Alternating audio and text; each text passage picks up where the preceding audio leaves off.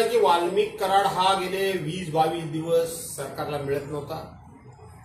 खूप मोठं सरकार अशा पद्धतीचा आव आणत होतं की आम्ही वाल्मिक कराडला सगळ्या ठिकाणी जाऊन शोधतोय, आम्ही त्याची प्रॉपर्टी जप्त करतोय, आम्ही घरच्या लोकांना ताब्यात घेतोय आणि सरकार किती कर्तव्यदक्ष आहे हे दाखवण्याचा प्रयत्न सरकारचा होता.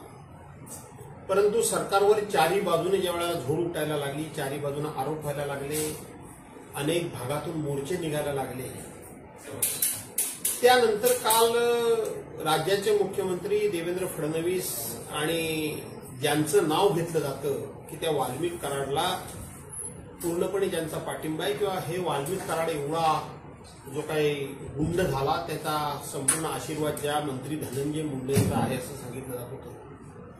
त्या दोघांची भेट काल सह्याद्री अतिथीगृहावर मुंबईमध्ये झाली. त्या दोघांची भेट झाली आणि पोलीस जर सगळे नाकेबंदी करून होते तर वाल्मिक कराड स्वतःहून सरेंडर झाला, स्वतःहून शरण झाला, पोलीस स्टेशनमध्ये गेला. मला आता बातम्या बघायला मिळाल्या नाहीत. तर वाल्मिक कराड पोलीस स्टेशनला येण्यापूर्वी काहीतरी मोठा फौज फाटा तिथं पुण्याच्या पोलीस स्टेशनच्या बाहेर होता.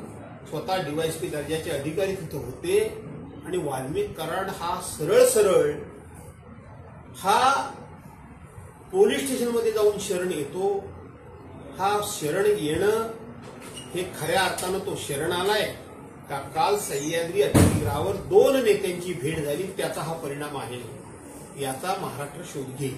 वाल्मिकी कराडला जाणीवपूर्वक लपवून ठेवलं होतं, मला माहित नाही जाणीवपूर्वक लपवून ठेवलं होतं की नव्हतं, पण जाणीवपूर्वक हजर मात्र केलं जात नव्हतं असा संशय आता येतोय.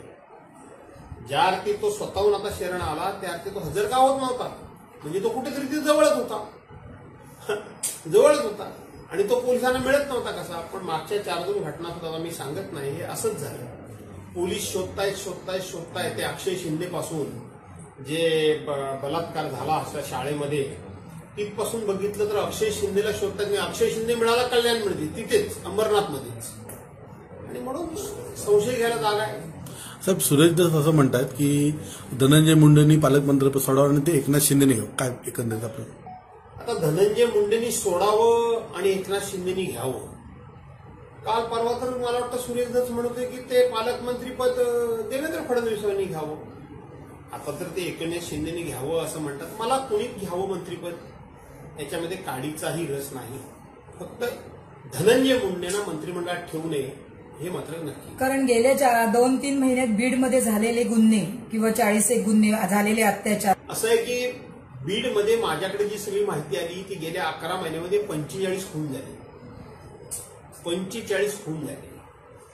अनेक महिलांच्या त्या ठिकाणी म्हणजे विनयभंगाच्या घटना वगैरे अनेक झाल्या.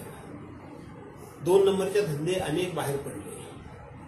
आता हे जर बघितलं तर गेले जवळजवळ 7.5 वर्ष या राज्याचं गृहमंत्रीपद कोणाकडे आहे, सत्ता कोणाकडे आहे, सत्तेमध्ये कोण आहे, आणि अशा घटना घडतात. हे दुर्दैव आहे. मंत्री दिले जात नाही, नेमकं कारण काय असावं? नाही, आता असं आहे की पालकमंत्री दिले जात नाही. पहिल्यांदा मंत्री दिले नाहीत, नंतर मंत्रिमंडळाचा विस्तार बरोबर अधिवेशनाच्या आदल्या दिवशी केला आणि संपूर्ण अधिवेशन हे एकाही मंत्र्याला म्हणजे दोन्ही उपमुख्यमंत्र्यांना सुद्धा कुठल्याही प्रकारचं खातं न देता 42 मंत्र्यांपैकी फक्त घटनात्मक दृष्ट्या मुख्यमंत्र्यांच्याकडे खातं होतं. उरलेले 41 मंत्री हे बिनखात्याचे होते. हा जसा विक्रम झाला तशाच पद्धतीनं 26 जानेवारीपर्यंत झेंडावंदनाला पालकमंत्र्यांच्या नियुक्त्या कराव्याच लागतील म्हणून होतील. तोपर्यंत काही केल्या नाहीत तरी काही अडचण भासणार नाही. अधिवेशन मंत्र्यांच्या खात्याशिवाय जाऊ शकतं, बिन खात्याचे मंत्री. तसंच बिल पालकमंत्र्यांच्या ऐवजी जिल्हे चालू शकतात. सरकारने एक नवीन फॉर्म्युला काढलेला दिसतोय. स्वराज्य संस्थेच्या निवडणुका मला असं वाटतं की 2 महिन्यात लागतील. कारण 22 तारखेला स्थानिक स्वराज्य संस्थेमध्ये या निवडणुकांसंदर्भात सुप्रीम कोर्टामध्ये जो निर्णय होणार होता ती तारीख माझ्या माहितीप्रमाणे आता अलीकडे सुप्रीम कोर्टाने जाहीर केले.